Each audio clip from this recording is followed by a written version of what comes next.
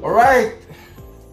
Ito na yung event, guys. Actually, 3 PM na ngayon. Nakapag-rest naman yung katawan namin ni paring Marlon, si Kabalen Moto. So, maya-maya magre-ready na kami. So, nakapag-rest na kami.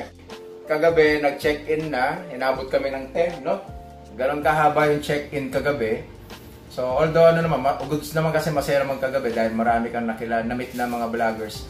Si Idol Moto, si Reed, saka si Watermax. So, yun nga, konting stretching na lang kami ngayon.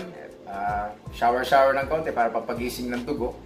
So, let's get it on, mamon. Mamaya, meet na tayo dun sa take-off, sa event. So, 9 PM yung deployment para sa biyahe maming gabi. So, see you there, guys!